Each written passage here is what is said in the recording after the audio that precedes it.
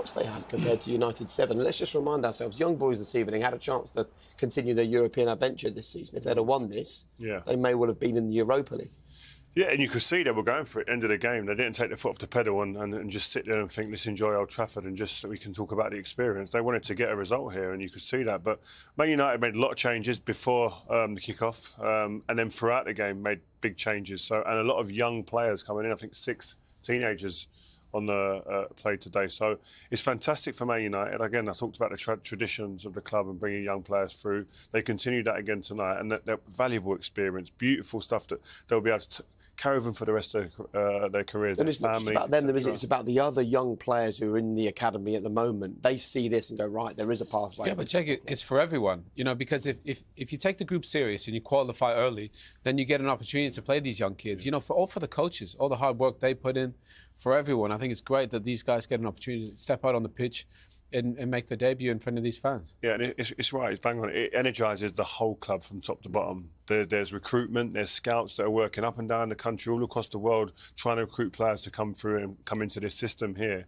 And they all get energised when they see young players come out there because they know their work is worthwhile then. And even Tom Heaton comes on. Ralf really is keen to see every player at this football club, isn't he? Not often you see a goalkeeper get changed in halfway through the second half, but that's great. Even at 35, I think Tom making his Champions League debut? Yeah. Pretty amazing. So, yeah, that was good. Who's made it through so far, and you can see on here, the only remaining one is the Atlanta Villarreal, which will be decided tomorrow. The big disappointment tonight, and we'll talk about this on Champions League tonight, is for Chelsea. They were actually going to be the group winners until the 94th minute, and then they conceded. They drew, which means they go through as runners-up, as do Paris Saint-Germain. But look at those teams, looking very nice indeed for the knockout stages. Let's talk overall then about this evening before we get into specifics, hopefully hear from Ralf Rangnick and some of the players as well. Who impressed you both this evening? Who do you sort of feel came out of this with Ralf thinking, you're in my plans? Mason Greenwood. Yeah, Mason's pretty special. You know, I think there's a lot of players out there that cost a lot of money out there, whether they're, you know, bought from other teams. Mason's through the academy, and he's probably the most talented one. So, didn't we know all that already, though? Ish, but, you know, Ralf gets to see him in a live setting, and then he gets to see him score a goal like that. He's one of the best natural finishers at the club. Can play in multiple positions. He's good on the ball. People always talk about his finishing, but Rio and I were saying his ability to use the ball, receive the ball, doesn't get enough credit. So awareness. I think he's going to be one of those that he'll be in the starting 11 soon. Yeah, I don't think it's long. I mean, we can watch the goal here, and we spoke before about Jesse receiving the ball, but Matic's ball into him through the lines as a pass of a midfielder. Fantastic ball.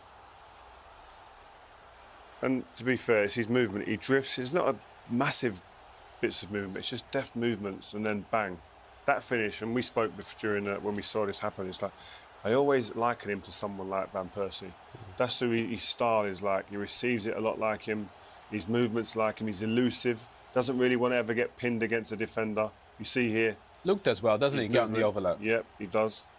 But I'd just like to take it back seriously. Just want to look at his movement again, because Luke does great, yeah. But my eyes are only on one man at the moment, and it's him. Look at him here. He knows his awareness of where he's in. He's not scoring from there. No. He's not scoring. Not often you score when you're this far in front of the post. Watch his movements. Just run it slow, run at half speed.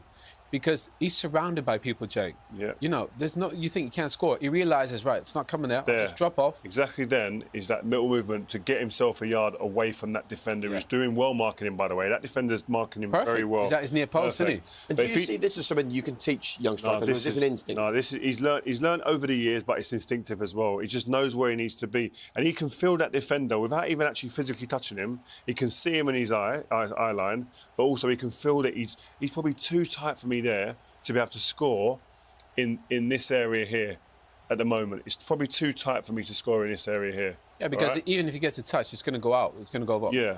So he puts the brakes on, checks out a little bit, gets that little yard of separation, and then it's down to instinctive, beautiful, clinical finishing.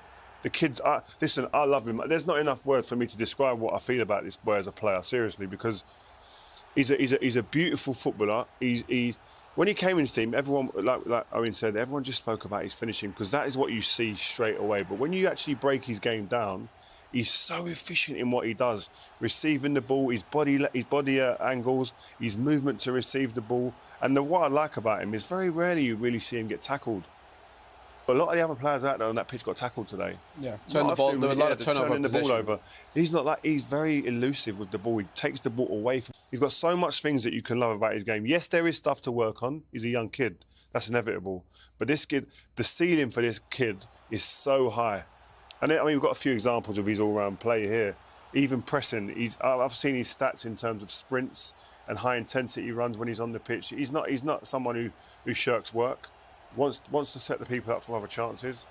But the kid, I think, what he could be, man. If he dedicates himself to the game like he is at the moment and continues and keeps that growing and takes the opportunities like he is at the moment, England are missing out at the moment because he can come and add value to that team as well. That's his gift. In those areas, he's calm. He never rushes. Most young kids, they receive the ball and they panic. They speed up in the moments where they shouldn't. Mason has a picture, and he's always in control, which is quite rare. And he has a good awareness, as Reece said. He's always checking his shoulder, find little pockets.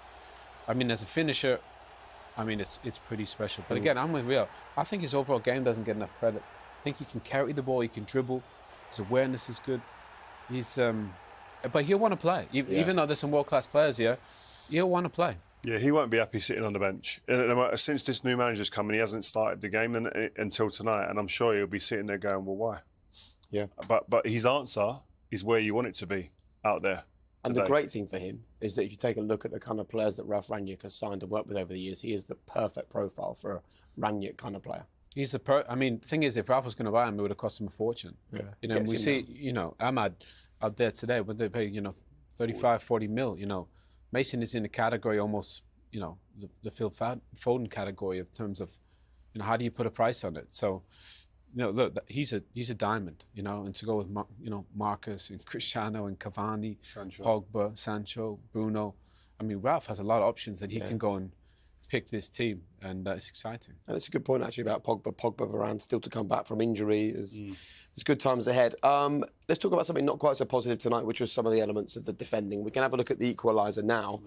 Who out there this evening, this goal notwithstanding, do you think wasn't a great night for you, actually?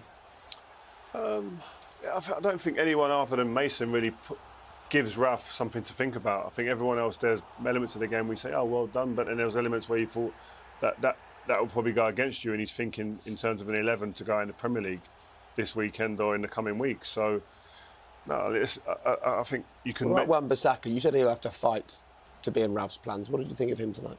Yeah, I just feel with Wan-Bissaka, I think he needs to work on his game with the ball a lot more. And I think that we spoke about it today.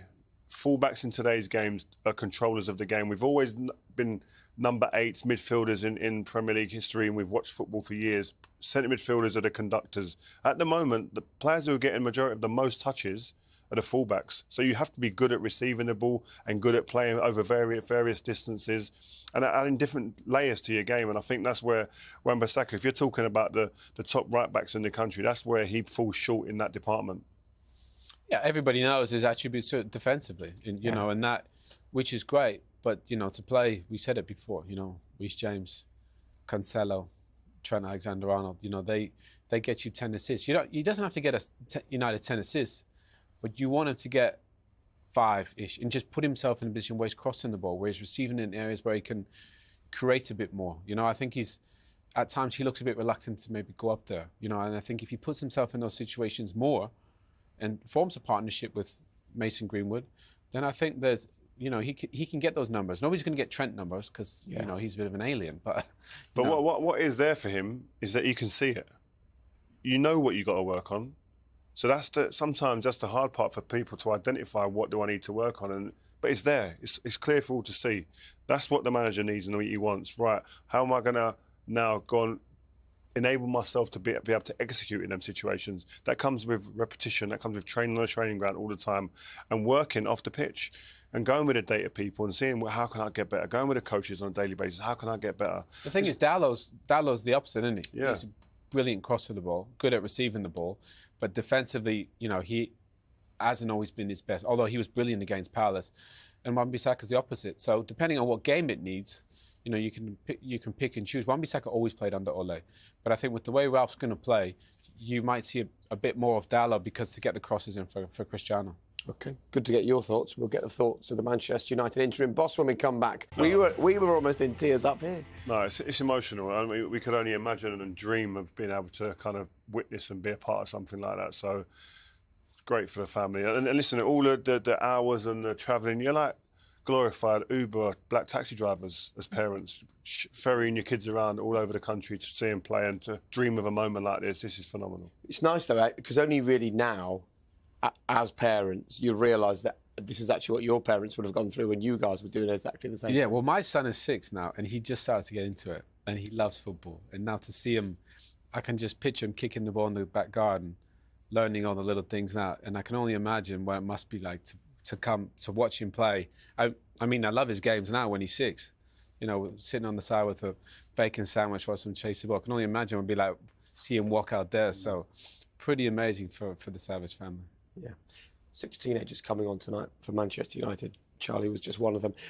Let's talk about United and what happens in the near future, because if you look at their Premier League fixtures, I mean, wow. It's a beautiful run now for Ralf to get his teeth into, isn't it? Yeah, I think the manager he could have handpicked and cherry-picked some games. I think these would have been exactly it. Yeah, because you look at that and you think, wow, there's not many there that you would frighten you or put you on the back foot. I think he's got to go into these thinking, wow, we can come out of this at Southampton. We should be in a really, really good position. That is win, win, win, win, win, win, win. I mean, it should be 30 points? Yeah, no, seriously. You'd hope so. But if you based it on the performances that we've seen before disappointment, you would say, well, I don't know where there could be, I can see banana skins left, right and centre there. Yeah, but look, Villa away, West Ham at home, come on, they're the 2 hardest games from 10. I mean, let's be honest, you know, if United, with the squad that they have, the player, you know, the depth and the experience, they should win all those games. And then you go into the fixtures, then you got the Champions League knockout phases, we'll have Ralf for 3 months. You know, they could be in a place where they could go attack and potentially win a trophy or something. But you know, it's not as easy as that. No, I know it isn't. Fixtures like that. I used to do this as a player. You'd look 3 or 4 games down, and you think, oh, we should be like 6 or whatever points clear or whatever. And all of a sudden, after the first game, you're thinking, wow, we dropped points there.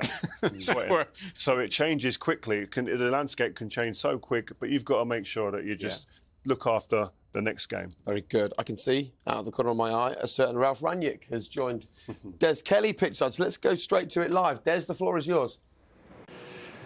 Thanks very much. Ralf, it was a Champions League game, but it's also a part experiment and an assessment of the squad. So how do you think it went?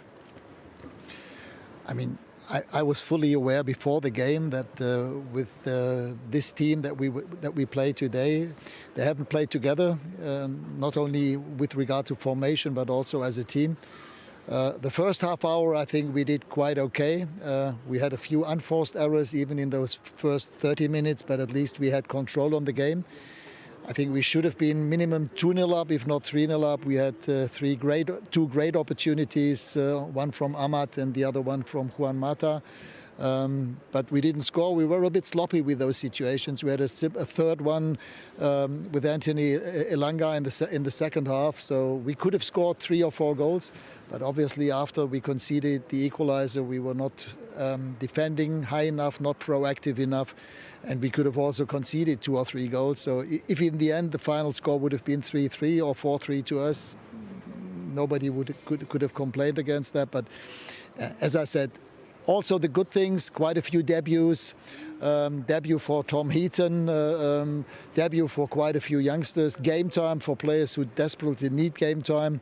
So in total, I wouldn't say happy, but it was okay. A valuable experience then. You're looking for players to stake a claim. Mason Greenwood did that early on with a fantastic goal, didn't he? Yes, but it was also good to see Luke Shaw back. Hopefully he can at least be a candidate for the Norwich game in the squad. Aaron got 2 knocks again, one on the wrist, another one on the knee, so we have to see how this will develop by Saturday. Yes, and as I said, it was an experiment. It was not an experiment. I did it on purpose because I also wanted to save the players and their energy for the game on Saturday against Norwich. Sure. But you talked sort of about giving the ball away, though. Did you seem to lose possession a lot? Yeah, what really was a little bit annoying was the way that we also gave the goal away, because we played too many balls into the first line of their pressing area, and this was also the case with the goal that we conceded. We could have cleared the ball easily, and whenever we played the ball into the second or third line, we were always dangerous, and that was really. I told them that before the game, but still they still played in that situation the ball. A 5-meter pass, and they were just waiting for that ball. It was more or less a pressing invitation that we sent. It looks like you've learnt a lot. Thank you very much, Ralf. Thank you. So it was almost perfect, this campaign for Manchester United. Might have finished with a bit of a damp squib this evening, but it was job done coming into the final game, which is crucial for them. And there are the group winners, there are the runners-up. And I guess the real headline tonight is, that is really frustrating, isn't it, for Chelsea? In the 94th minute, they're going through as group winners. They're now going to face either Lille, Bayern, Real or Ajax in the next round. But you don't want Bayern or Real. I mean, definitely not. So, obviously, I think Thomas Tuchel will be a little bit disappointed, but they'll get it back. They're defending European championships. But conceding 3, I think that'll bother them the most. Yeah, they're suddenly shipping goals. Yeah, the last 2 games, back-to-back, 3 goals each game. So it's not what we're used to seeing with the Chelsea team, but I'm sure they'll get themselves back on track. Very pragmatic, Ralf, isn't he, when he assesses the games like this? There's sort of no getting carried away. It's all part of the plan, the long-term view. He sees it very clearly. He understands what he wants. He knows what he wants, and he doesn't deviate and get put off by a certain little situation in the game. This is it. Clarity. Just what this football club needed, hey? Here's some clarity for you as well. Stay where you are, because straight after the break, every single goal from the Champions League this evening, followed by us 3 discussing all of the headlines and all the talking points from the group stages so far. So stay where you are. Champions League tonight is after the break. Can anybody out there hear me? Hear me?